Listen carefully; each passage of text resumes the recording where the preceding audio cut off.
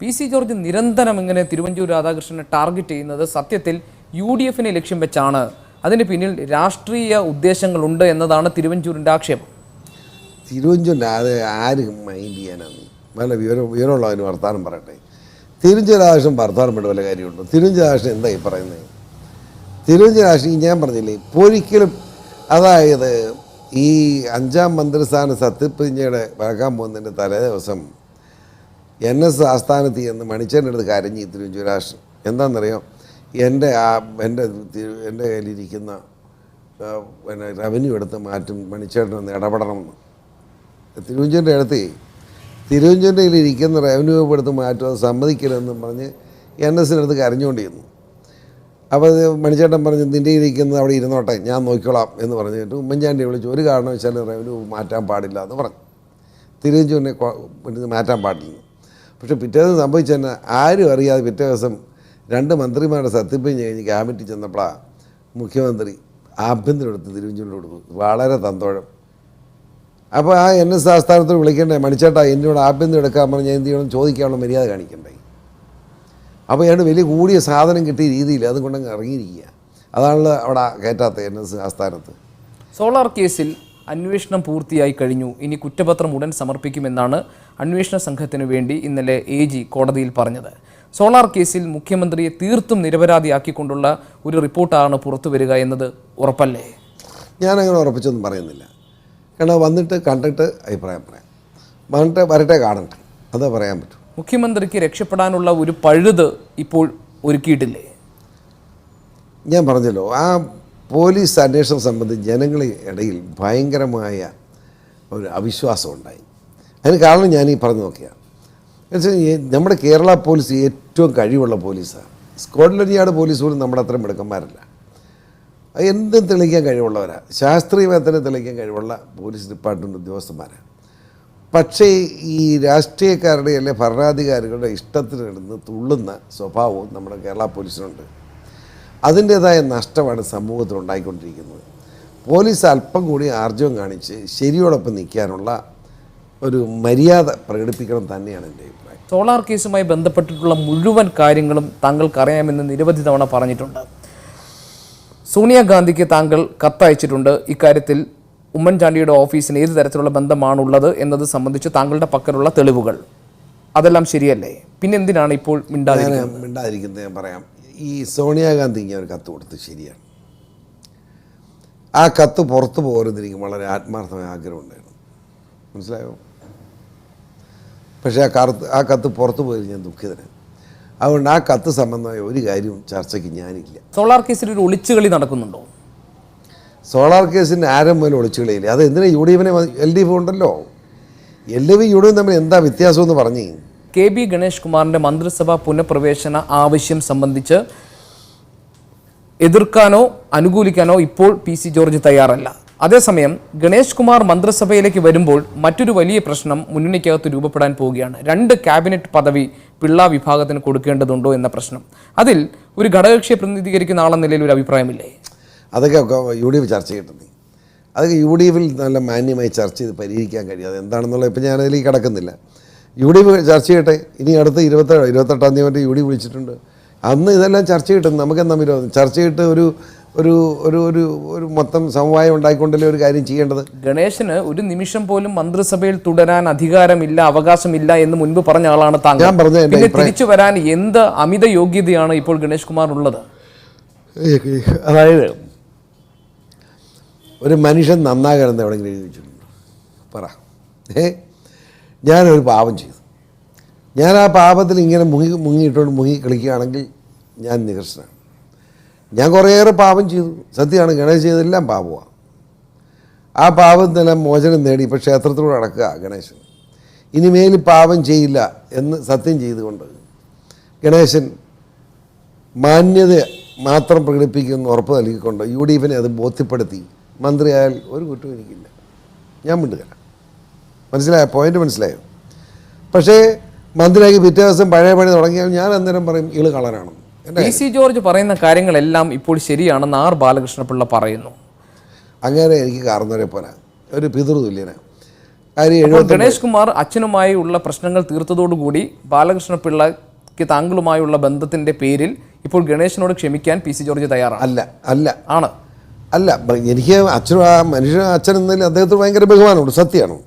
പക്ഷേ അതുകൊണ്ട് മാത്രമല്ല ഗണേശൻ്റെ കാര്യത്തിൽ ഞാൻ ഇങ്ങനെ പറയുന്നത്. ഒരുവൻ നന്നാകാൻ വേണ്ടിയാണ് ശിക്ഷിക്കുന്നത്, അല്ലാതെ ഒരുത്തിനെ കൊല്ലാൻ വേണ്ടിയല്ല. നമ്മളെന്താ തൂക്കാൻ വിധിക്കേണ്ടതെന്ന് പറയുന്നത്? ജീവനൊന്നും കൊടുക്കുന്നതിന് അവൻ ആ ശിക്ഷയിൽ കുറ്റബോധം ഉണ്ടായി മേൽ അത് ചെയ്യാതിരിക്കാൻ സാഹചര്യം ഉണ്ടാകുക എന്ന്. അല്ലാതെ തൂക്കാൻ വിധിച്ചാൽ മതിയല്ലോ. അപ്പോൾ മന്ത്രിയായിരുന്നപ്പോൾ തെറ്റ് കാണിച്ചു, ആ തെറ്റ് ഇനി തുടരുകയാണെങ്കിൽ അയാളെ മന്ത്രിയാക്കാൻ പറ്റില്ല. ഇപ്പോൾ ഗണേശൻ ക്ഷേത്രത്തിലൂടെ കയറി അടക്കുക. ഗണേശൻ ഇപ്പോൾ മന്ത്രിയാകാൻ യോഗ്യതയുണ്ട് എന്നല്ല ഞാൻ പറഞ്ഞു. അതൊക്കെ അതാണല്ലോ ഇപ്പോൾ ഈ പറഞ്ഞതിൻ്റെ അർത്ഥം. ഞാൻ പറഞ്ഞത് പ്രാർത്ഥനയുമായി തെറ്റുകളില്ലാതെ ജീവിക്കുന്ന ഗണേശൻ, അതാണ് ഈ കേരളത്തിന് നല്ലത്, രാഷ്ട്രീയത്തിന് നല്ലത്. അതങ്ങനെ പോകും എന്ന് UDF ബോധ്യപ്പെടുത്താൻ കഴിഞ്ഞാൽ ഗണേശൻ മന്ത്രിയാകുന്നത് ഞാൻ എതിർക്കില്ല. ഗണേശൻ മന്ത്രിയാകുന്നതിന് ഇപ്പോൾ പി സി ജോർജിനെ എതിർക്കില്ല. തെളിവ് ബോധ്യപ്പെടുത്തണം UDF. കെ മുരളീധരനും പത്മജ വേണുഗോപാലും രാഹുൽ ഗാന്ധിയുമായി നടത്തിയ കൂടിക്കാഴ്ചയ്ക്കിടെ പറഞ്ഞത് അവരുടെ ആവശ്യം ഉമ്മൻചാണ്ടി ശൈലി മാറ്റണം എന്നതാണ്. താങ്കൾക്ക് ഓർമ്മയുണ്ടാകുമല്ലോ, മുൻപ് കെ കരുണാകരൻ ശൈലി മാറ്റണം എന്ന് ഉമ്മൻചാണ്ടി ആവശ്യപ്പെട്ട ഒരു കാലഘട്ടം. ഇത് ഈ കോൺഗ്രസ് ഉമ്മൻചാണ്ടി ശൈലി മാറ്റേണ്ടതുണ്ടോ ശ്രീ പി സി ജോർജ്? ഉമ്മൻചാണ്ടി ശൈലി ഇച്ചിരി മാറ്റം വരുത്തുന്നത് ഞാൻ എതിരല്ല. ഏതാണെന്ന് ചോദിച്ചാൽ ആശ്രിത വത്സരം നല്ലതാണ്. ഉമ്മൻചാണ്ടിയെ സംബന്ധിച്ച് ഒരാളെ അങ്ങ് വിശ്വസിച്ചാലുണ്ടോ അവൻ എന്ത് വൃത്തികൾ കാണിച്ചാൽ അത് ശരിയാന്ന് വിശ്വസിക്കുന്ന ഒരു സ്വഭാവം ആ പാവത്തിനുണ്ട്. തിരുവഞ്ചൂരിൻ്റെ കാര്യത്തിലാണോ താങ്കൾ ഈ പറയുന്നത്? തിരുവഞ്ചൂരൊക്കെ ആരാന്നൊക്കെ പുള്ളിക്കറിയാം. പുള്ളി ആരാ? ഉമ്മൻചാണ്ടിയൊക്കെ പൊട്ടറാന്ന് വിചാരിച്ചിരിക്കുക ഞങ്ങൾ. അതിബുദ്ധിമാനും അതികഴിവുള്ളവനുമാണ്. പക്ഷേ പുള്ളിയുടെ ഏക കുഴപ്പം ഇതാ, പുള്ളിയുടെ ആളായിട്ട് ഇങ്ങനെ നടന്നാൽ മതി. പിന്നെ അവൻ എന്ത് വൃത്തി കാണിച്ചാലും അവനെ ഉപേക്ഷിക്കാൻ പുള്ളി മനസ്സനുവദിക്കില്ല. പി സി ജോർജ് നടത്തുന്ന പ്രസ്താവനകൾ വിവാദങ്ങളാകാറുണ്ട്. അത് പലപ്പോഴും കോൺഗ്രസിനും UDF മറ്റ് കക്ഷികൾക്കും എതിരെയുമാകാറുണ്ട്. പക്ഷേ ഇതിൻ്റെ ഒന്നും ഒരു ഓണർഷിപ്പ് ഏറ്റെടുക്കാൻ താങ്കളുടെ പാർട്ടിയെ നയിക്കുന്ന KM മാണി തയ്യാറല്ല. എപ്പോഴും അദ്ദേഹം പറഞ്ഞത് അത് പി സി ജോർജിൻ്റെ വ്യക്തിപരമായ അഭിപ്രായമാണെന്നാണ്. രാഷ്ട്രീയ ഉപശാലകളിൽ പറഞ്ഞു കേൾക്കുന്നത് KM മാണിക്ക് വേണ്ടിയാണ് പി സി ജോർജ് ഇത്രയധികം കാര്യങ്ങൾ വിവാദങ്ങളാക്കി പറയുന്നതെന്നാണ്. അതും ശരിയല്ലേ? തെറ്റാ. നിങ്ങൾ മാധ്യമങ്ങളുടെ കുഴപ്പമാണ്. നിങ്ങളായി വിവാദമാക്കുന്നത്. ഞാൻ പറയുന്ന കാര്യം നല്ലതാകുമ്പോൾ നിങ്ങളെ കൊടുത്താൽ പോരാ. അത് പിന്നെ വിവാദമാക്കി എന്തിനാണ് നിങ്ങൾ കൊടുക്കുന്നത്? അതാ പ്രശ്നം. നിങ്ങളാ വിവാദമാക്കുന്നത്, ഞാൻ വിവാദമാക്കുന്നില്ലല്ലോ. നിങ്ങളല്ലേ കുഴപ്പക്കാർ. മനസ്സിലായോ? ഇപ്പോൾ ഗോപീഷൻ എന്നോട് ചോദിച്ചു, വിവാദമുള്ള കാര്യം എന്നോട് എന്തിനാ ചോദിക്കാൻ പോയി? ഗോപീഷൻ ചോദിക്കാതിരുന്ന് ഞാൻ പറയുകയല്ലോ. നിങ്ങൾ ചോദിക്കാൻ ഞാൻ പറയുക, എന്തിനു വിവാദമാണെന്ന് നിങ്ങൾ അലക്കുക. അത് മര്യാദയാണ്. എന്നാൽ മുഴുവൻ കാര്യങ്ങൾ പറയുന്നുമില്ല. എനിക്ക് എല്ലാ കാര്യങ്ങളും സോളാർ വിഷയത്തെ പറ്റി അറിയാം, പക്ഷെ ഞാൻ പറയില്ല. പക്ഷെ ജനക്ക് ബോധ്യമുള്ള കാര്യങ്ങളൊക്കെ പറഞ്ഞിട്ടുണ്ട്. അത് മതി, അതൊക്കെ മതി. അതാണ് നല്ലത്. ഗോപീഷ്ണൻ കൊണ്ട് അരിശം വരുന്നു. അല്ല, എൻ്റെ ചോദ്യം, അടുത്ത ലോക്സഭാ തെരഞ്ഞെടുപ്പ് വരുമ്പോൾ ഇപ്പോൾ ലീഗ് എടുത്തിട്ടുള്ളൊരു നിലപാടുണ്ട്. അതായത് കോൺഗ്രസിലെയും മുന്നണിയിലെയും പ്രശ്നങ്ങൾ പരിഹരിച്ച ശേഷം മതി ഒരു UDF യോഗം എന്നതായിരുന്നു ലീഗിൻ്റെ നിലപാട്. കേരള കോൺഗ്രസ് ജേക്കബ് വിഭാഗത്തിനുള്ള നിലപാട് ഈ ഘട്ടത്തിൽ ഇങ്ങനെ തെരഞ്ഞെടുപ്പിനെ അഭിമുഖീകരിക്കാൻ പോയാൽ അത് വലിയ തിരിച്ചടി ഉണ്ടാക്കുമെന്നാണ്. അങ്ങനെ ഒരു അഭിപ്രായം പി സി ജോർജിനുണ്ടോ? അതായത് മുസ്ലിം ലീഗ് എടുത്ത സമയം കുറ്റം പറയാൻ പറ്റുമോ? മുസ്ലിം ലീഗ് എന്തായത്? അവർ അവിടെ ബൂത്ത് കമ്മിറ്റികളൊക്കെ രൂപീകരിച്ച് അവരങ്ങ് പ്രവർത്തിച്ചു. അവർ 20 നിയോജനത്തിലും ചെയ്തത്. മുസ്ലിം ലീഗ് ഇപ്പോൾ വീരേന്ദ്രകുമാറിൻ്റെ പാർട്ടി കമ്മിറ്റി ഉണ്ടാക്കിക്കൊണ്ടിരിക്കുക. ഞങ്ങളുടെ പാർട്ടി മെമ്പർഷിപ്പ് പ്രവർത്തനത്തോടൊപ്പം അതുകൂടെ നടത്തിക്കൊണ്ടിരിക്കുക. കാരണം UDF എന്ന് പറയുമ്പോൾ അതൊരു കൂട്ടമാണ്. അങ്ങനെ പണ്ട് പോലെ അങ്ങനെ LDF പോലെ അല്ലല്ലോ. അപ്പോൾ സ്ഥാനാർത്ഥി ആരാണോ ആ സ്ഥാനാർത്ഥി നമ്മുടെ സ്ഥാനാർത്ഥി. അത് കോൺഗ്രസ് ആണെങ്കിലും വേണ്ടിയില്ല, കേരള കോൺഗ്രസ് ആണെങ്കിലും വേണ്ട, മുസ്ലിം ലീഗ് ആണെങ്കിലും വേണ്ടിയില്ല. ഏത് പാർട്ടിയുടെ സ്ഥാനാർത്ഥിയാണ് UDF സ്ഥാനാർത്ഥി ഞങ്ങളുടെ സ്ഥാനാർത്ഥി എന്ന് ഓരോ പാർട്ടിയും കരുതുന്ന സാഹചര്യം സൃഷ്ടിക്കാനാണ് പോകുന്നത്. ആ കാര്യത്തിൽ ഐക്യനാഥത്തിന് ഒരു കുഴപ്പം വരില്ല. ഇന്ന് UDFിൻ്റെ യോഗം വളരെ ഐശ്വര്യമായിരുന്നു, വളരെ ഗുണകരമായിരുന്നു. പരസ്പരം വളരെ സൗഹൃദത്തിൽ പോകാൻ കഴിഞ്ഞിട്ടുണ്ടല്ലോ അവർക്ക്. അതുകൊണ്ട് ഒരു നല്ല റിസൾട്ട് പാർലമെൻറ്റ് തെരഞ്ഞെടുപ്പ് ഉണ്ടാക്കാൻ ഐക്യനാധിപത്യത്തിൻ്റെ എല്ലാ കക്ഷികളും തയ്യാറാകും തന്നെയാണ് ഞാൻ കരുതുന്നത്. കഴിഞ്ഞ സർക്കാരിൻ്റെ കാലത്ത് നടത്തിയിട്ടുള്ള വിദേശ യാത്രകളുടെ പേരിലും അനധികൃത സ്വത്ത് സമ്പാദനത്തിൻ്റെ പേരിലുമാണ് ടോമിൻ ജെ തച്ചങ്കരിക്കെതിരെ അന്വേഷണം ഉണ്ടായതും അദ്ദേഹത്തെ കുറ്റവിമുക്തനാക്കിക്കൊണ്ട് ദക്ഷിണ മേഖല ADGPയുടെ റിപ്പോർട്ട് വന്നപ്പോൾ അത് അംഗീകരിക്കാൻ ചീഫ് സെക്രട്ടറി തയ്യാറായിരുന്നില്ല. പക്ഷേ ഇപ്പോൾ മുഖ്യമന്ത്രി ഉമ്മൻചാണ്ടി എല്ലാത്തിനും ഇളവ് നൽകിക്കൊണ്ട് അദ്ദേഹത്തിന് ADGP ആക്കാൻ പോകുന്നു. നേരത്തെ പറഞ്ഞതുപോലെ സർവ്വവിധ വൃത്തികേടുകൾക്കും കൂട്ടുനിൽക്കുന്ന ഒരു മന്ത്രിസഭയുണ്ട് എന്നതിൻ്റെ ഏറ്റവും ഒടുവിലത്തെ ഉദാഹരണമല്ലേ ഇത്? ഞാൻ പറയാം, ടോമിൻ തച്ചങ്കരെ പോലീസ് ഡിപ്പാർട്ട്മെൻറ്റ് ഡിസ്മിസ് ചെയ്ത് കളയേണ്ട സമയം കഴിഞ്ഞു. മനസ്സിലായോ?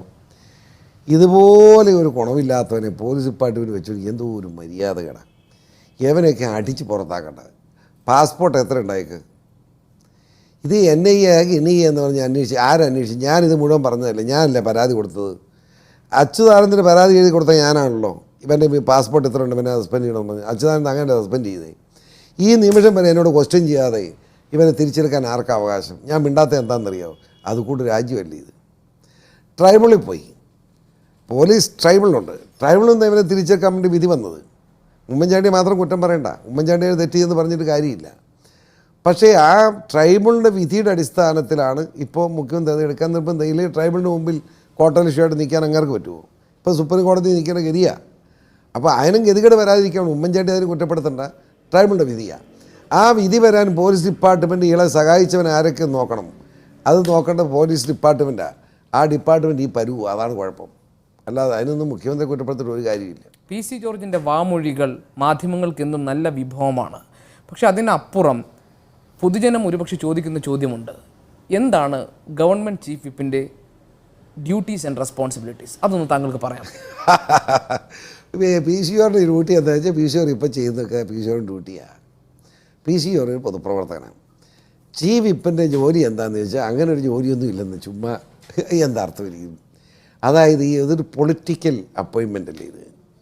അതായത് കേരള കോൺഗ്രസിനകത്ത് മാണിയും ജോസഫും സെക്കുലറും ജയിച്ചുണ്ടായ പാർട്ടിയാണ് കേരള കോൺഗ്രസ് എം. കേരള കോൺഗ്രസ് എമ്മിൻ്റെ ആൾക്ക് മന്ത്രി, കേരള ജോസഫിൻ്റെ ആളും മന്ത്രി. അപ്പോൾ സെക്കുലറിൻ്റെ ആൾ PCR എന്തെങ്കിലും കൊടുക്കണ്ടേ, എന്നാൽ ഇരുന്നോട്ടെ എന്ന് വിചാരിച്ച് വെച്ച സാധനമായിരുന്നു. അത് കുഞ്ഞാലിക്കുട്ടി സാഹിബും ഉമ്മൻചാണ്ടിയും എല്ലാവരും കൂടി ആലോചിച്ച് എന്നെ തലയിൽ പിടിച്ച് വെച്ചാൽ എനിക്കിത് വേണ്ടെന്ന് ഞാൻ പറഞ്ഞ ആളതാണ് തന്നു. ആയിക്കോട്ടെ. അപ്പോൾ ഗവൺമെൻറ്റിന് വേണ്ടി നിയമസഭയിൽ ഗവൺമെൻറ്റിനെ പ്രൊട്ടക്റ്റ് ചെയ്യാമെന്ന എൻ്റെ ജോലി. നിയമസഭയിൽ അത് ചെയ്യുന്നുണ്ട്. നിയമസഭയിൽ വോട്ട് ചെയ്യിക്കാനുള്ള കാര്യങ്ങൾ അതെല്ലാം ഞാൻ നോക്കുന്നുണ്ട്. പിന്നെ രാഷ്ട്രീയ പ്രവർത്തനം പറയുന്നത് എൻ്റെ സ്വാതന്ത്ര്യമാണ്. അത് ഞാൻ ആർക്കും അടിയറ് വെച്ചിട്ടില്ല. അത് അടിയറ് വെക്കുന്നെങ്കിൽ വേറെ ഇപ്പോൾ ഒരു സ്പീക്കറാണെങ്കിൽ മിണ്ടാൻ പറ്റില്ല, മനസ്സിലായോ? അപ്പോൾ ഒരു മന്ത്രിയാണെങ്കിൽ മന്ത്രി പറയുന്നതിനകത്ത് ആ ഗവൺമെൻറ് പ്രൊട്ടക്റ്റ് ചെയ്ത് നിർത്താൻ. ഞാൻ ഈ ഗവൺമെൻറ് വക്താവല്ല, ഗവൺമെൻറ്റിന് വേണ്ടി നിയമസഭയിലെ ആളാണ്. നിയമസഭയിൽ UDFനെ സപ്പോർട്ട് ചെയ്യാനും ആ UDF ഗവൺമെൻറ്റിന് അനുകൂലമായ നിലപാട് സ്വീകരിക്കാനും എല്ലാ കാര്യവും ഞാൻ ചെയ്യാറുണ്ട്. ഇവരെ പ്രതിപക്ഷത്തിൻ്റെ അടിയന്തര പ്രമേയം വഴക്കം വരുമ്പോൾ ഞാൻ തന്നെയാണ് UDFനെ പ്രൊട്ടക്റ്റ് ചെയ്തുകൊണ്ട് പത്രസമ്മേളനം നടത്തുന്നത്. അതിനൊന്നും കുഴപ്പമില്ല. ഇനി രാഷ്ട്രീയം മാറ്റിവെച്ചൊരു ചോദ്യം. കൈരളി TVയുടെ ജോൺ ബ്രിട്ടാസിൻ്റെ JB ജംഗ്ഷനിൽ പങ്കെടുക്കുമ്പോൾ താങ്കൾ ഒരു പ്രതിജ്ഞ എടുത്തിരുന്നു, സെപ്റ്റംബർ 30 മുതൽ പുകവലി ഉപേക്ഷിക്കുമെന്ന്. ആ പ്രതിജ്ഞ പാലിച്ചോ? സത്യമായും പുകവലി ഉപേക്ഷിച്ചിരിക്കുന്നു എന്ന് ഞാൻ ലോക ജനതയോട് മുഴുവൻ ബ്രിട്ടാസിൻ്റെ നിർബന്ധത്തിന് വേണമെങ്കിൽ എൻ്റെ മകൻ്റെ ഭാര്യ പാർവതിയുടെ റിക്വസ്റ്റ് മാനിച്ച് എൻ്റെ വീട്ടിലെല്ലാവരും മക്കൾ 2 പേരും എൻ്റെ കൊച്ചുമാൻ ഇപ്പോൾ ഭാര്യ എല്ലാം ബഹളമായിരുന്നു. അപ്പോഴാണ് JB ജംഗ്ഷൻ വെച്ച് ഈ ബ്രിട്ടാസിൻ്റെ നേരെ തോക്ക് ചൂണ്ടി എന്ന് പറഞ്ഞ് നിൽക്കുന്നത്. അവിടെ പങ്കെടുക്കുന്ന പിള്ളേരുണ്ട്, എല്ലാ കൊച്ചുങ്ങളെല്ലാം 10-20 വയസ്സുള്ള പിള്ളേരുമാണ്. അവരുടെ മുന്നേ വെച്ചാൽ ഞാൻ സത്യം ചെയ്തു ഞാൻ സീറ്റ് വലിക്കില്ല. ഇന്ന് 10 ദിവസം കഴിഞ്ഞു, ദൈവം സാക്ഷി സീറ്റ് വലിച്ചിട്ടില്ല. ആ ലോകത്തോട് ഞാൻ കൊടുത്ത വാക്ക് പാലിക്കാൻ വേണ്ടി ഞാനിങ്ങനെ അനുഭവിക്കുക. എന്ന് വെച്ചാൽ ഭയങ്കര ടെൻഷൻ വരുന്നുണ്ട് സീറ്റ് വലിക്കാൻ. കാരണം ഒരു 70 സീറ്റ് വരെ വലിച്ചുകൊണ്ടിരുന്നത്. ആ ഒറ്റയടിക്ക് ഞാൻ 30-ാം തീയതി രാത്രി 10:45 ഒരു സീറ്റ് വലിച്ച് കളഞ്ഞ് നിർത്തുകയായിരുന്നു. 10:45 30-ാം തീയതി. അത് കഴിഞ്ഞ് ഇതുവരെ സീറ്റ് വലിച്ചിട്ടില്ല. അപ്പോൾ ഒറ്റയടിക്ക് സീറ്റ് വലി നിർത്തിയത് പല ഡോക്ടർമാരും പറഞ്ഞ് അത്ര ഗുണകരമല്ല എന്ന് പറഞ്ഞ് എന്താണെങ്കിലും ചത്താലും വേണ്ടില്ല നീ വലിക്കുക. ഇങ്ങനെ സുഖകരമായ സമ്മർദ്ദത്തിന് വഴങ്ങി ഈ വിവാദ പ്രസ്താവനകൾ ഇറക്കുന്നത് PC ജോർജ് നിർത്തുമോ? വിവാദ പ്രസ്താവന ഇതാ നിങ്ങൾ ചോദ്യം ചോദിക്കുന്നു, ഞാൻ സത്യം പറഞ്ഞ് വിവാദമാകുന്നു, ഞാൻ എന്ത് ചെയ്യാൻ? പറ. ഗോപകൃഷ്ണൻ എന്നോട് ചോദിക്കരുത്, ചോദിച്ചാൽ ഞാൻ സത്യം പറയും. സത്യം പറഞ്ഞാൽ വിവാദമാകും. എനിക്കൊന്നും ചെയ്യാൻ കഴിയില്ല. വളരെ PC ജോർജ്. ചോദ്യങ്ങൾ പക്ഷേ ഇനി ഉണ്ടാകും. Okay, thank you.